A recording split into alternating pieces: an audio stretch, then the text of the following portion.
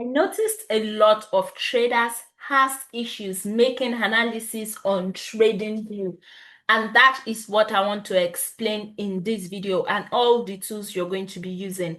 Hey guys, this is Synthetic Goddess, and on this channel I teach strategies to trade synthetic indices even if you are a beginner, of which you can use all these strategies to trade other financial markets like currency pairs, stocks, crypto. If this sounds like something you would love to explore, do not forget to click the subscribe button and turn on the notification bell. So, like I said, we're going to be exploring the synthetic indices trading view. Now, you would not see synthetic indices on the normal trading view, that is the normal traditional trading view that you use to analyze currency pairs, crypto, and the likes. You're not going to find it there. Deriv has its own trading view. Now, all you just have to do is go to your browser and type charts.deriv.com/deriv, and it is going to bring you to the platform. And this is the interface. You can see the interface right now. So let's start from the beginning. Where you are seeing this R25, that is where you're going to be seeing the assets. If you clear this R25, you are going to see the assets that this Deriv Trading View offers for you to make analysis on. Now take note, there are some assets that are missing. For instance, volatility 31S. Deriv is where you're going to see the synthetic indices assets that you will analyze. After that we cancel, the next thing you're going to see is 24 hours. This is where you're going to get all the time frame Deriv made provision for. If you go to the next, you're going to see this. This is where you're going to change your candles. All this is just about candle. If I change to baseline, you can see what happened. I'm just going to change to my normal candles. Now check indicators. The next one is indicators. You can see if you click on the indicators, it is going to bring you all the indicators that are available. So this is for you if you trade indicators. So if I put moving average, exponential, you can see that it is on the charts already. So if you use indicators, this made provision for indicators that you can use also. Now the next thing you're going to see are these arrows. This is for undo and redo. So if I want to undo the indicator I added, I'm going to just do that, and you can see that it is clear already. And if I want to redo it, I bring it back. So I don't want it to be there, so I'm going to undo it. So the next thing you're going to see by the right here is save. Now, if you make analysis and you want to eventually come back to see the analysis, I'd advise that you make use of save. You're going to save the layout. So for instance, if I change the colors of my candle, and when I come back to Deriv, I do not want, and when I come back to the trading view, I still want to see flag colors that I have changed to. I'm going to save. It is going to bring out save new chart layouts. Then I am going to put in the name I want there. So I can just put R. So let's just put this out, save. So the next time I'm coming, I'll just click on this manage layout, this drop down that you can see here. I'll click on drop down. Then I'm going to click on load layout. See that I have some layouts already there, so I can just put it on live session. You can see that this is what it is bringing for me because this is what I saved. Okay, so if I want to put it back to the REWF we came from, I'm going to put it back there. Now, the next thing you will see is quick search. If you want to search for something, a tool or a function, this is where you're going to click on. So the next one I'm going to be clicking on is settings. Settings. Now this is where I'm going to be setting the colors of my candle. I'm going to be doing everything as regards the chart here. So what I often do is that I change to my desired color. So I change this to black. I love to use green and black. So I'm going to change all the red to black. And yes, this is what we have. You can see it here. Then I'm going to go to status line. I'm not changing anything here. Now, if your background is not on, you can put your background on. You can do anything you like on the status line. I'll go to scales and lines. If you want to change anything, you can, but I do not change anything here. Then you go to canvas. Personally, I love to change my background. So I'm going to put it on gradient. Then I'm going to put this way. I'm not changing anything again. Now, sometimes you are going to see grid on your chart. This is what I mean by grids. This is what I mean by grid. You can see those lines on the chart. I don't love those lines on my chart. I love my chart to be as plain as possible. So I'm going to put none, and you can see that it is clear. I'm going to come to my watermark, tick my watermark, then I'm going to put the color I want my watermark to be. I'm going to put it there. So I don't love changing the color. I'll just leave it the way it is. Then I'm going to click on OK.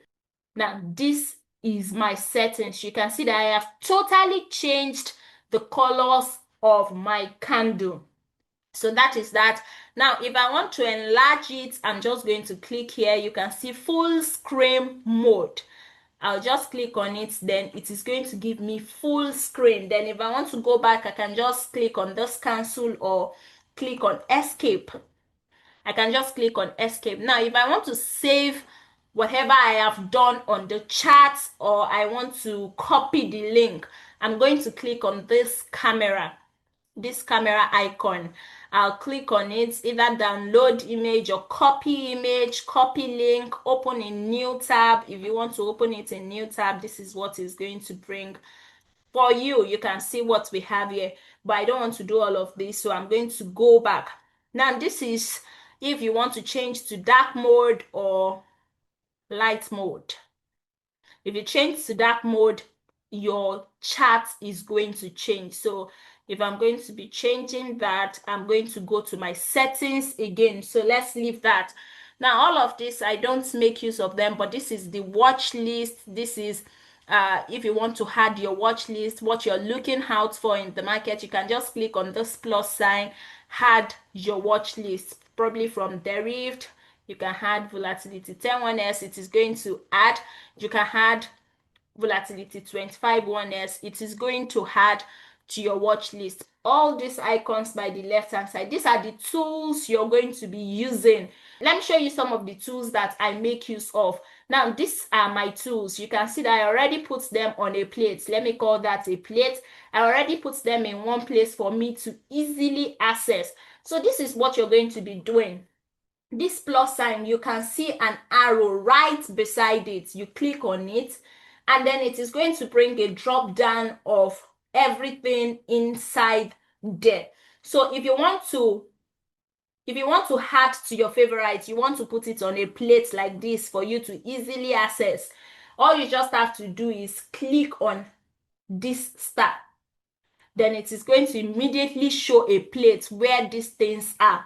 But if I want to remove it from my favorite, I'm going to remove that. If I want to add arrow, I'm going to add it. If I want to remove from favorite. Now, the next one is the second tool. You click on the cursor, and then it's going to bring all of the tools inside them. So I love to use my trend line to identify things like structure, liquidity, fair value gap. I love to use my trend line for that. So I added that to favorite. There's no other thing I am adding to my favorite here because there's nothing I am using anymore. You can add the horizontal line. The horizontal line is going to indicate a particular area you want it to indicate, but I do not use it, so I'm just going to cancel it. You can test all of these tools and see the one that you know that is very key for you to use. So I'm going to go to the third tool, and I am going to be adding my fib retracement. I'm going to be adding the fib retracement to my favorite. Then I go to the fourth tool, I'm not adding anything here. But if you trade the SABC pattern, you trade the cipher pattern, heads and shoulder, you can add all of these tools. Just backtest to see the one that you're going to be using. I'm just showing you where to add your tools. The next one is the fifth tool. You just click that side button, then it is going to bring everything, all the tool. I love to add my long position and short position. This is to indicate areas where I want to buy, where my stop loss would be, where my take profit would be, if I am buying, if I am selling. Buying is the long position, short is the sell position. So if I want to sell short position, I'll just put my stop. I'm just going to put my entry here. If this is where my entry is, my stop loss on this high, I'm going to put it there. Then my take profit on this low. You can see the risk to reward ratio. It's about 1:7. That is it there. That is what is going to showcase to me that I am risking 1 to gain 7, to gain 6, or to gain how many. Then the next thing I'm going to add is this sixth tool. I'm going to click beside it and I'm going to check every other tool there. I love to put my brush tool. My brush tool is just identifying an area, just marking it out. Then I love to add my highlighter is just like the brush tool also, if I want to highlight something. Then the next thing I am adding here is the rectangle. I love to use the rectangle to mark out my points of interest, where I am expecting market to come back to and give me a buy or sell movement. Then the next one I love to add is my path. I love to add the path so that I can use it to the part so that I can use it as a graphical representation for my chart. You can see a high, a low, a high, a low. I love to add parts for that. Then the last one here is the polyline. The polyline also acts like the part. So I can just bring out the polyline and use it to draw a particular thing. Last one is going to be on this T. This T is where I will add my text. If I want to put a text anywhere, I will just add this text to my favorite. I can click on the text and I can write anything that I want. I can put in anything I want on the text just to identify something. Then if you make use of emojis, probably emojis to recognize areas of the market, you can click on any of the emojis. You can see it here. You can add any of the emojis there to identify anything you want there. Now the other ones, this one is to measure from a low to a high or from a high to a low. This is basically for measurements. This one is for zooming in. If you have any question, drop it in the comments. I'm going to reply all your question. Have an amazing trading day, guys. Bye.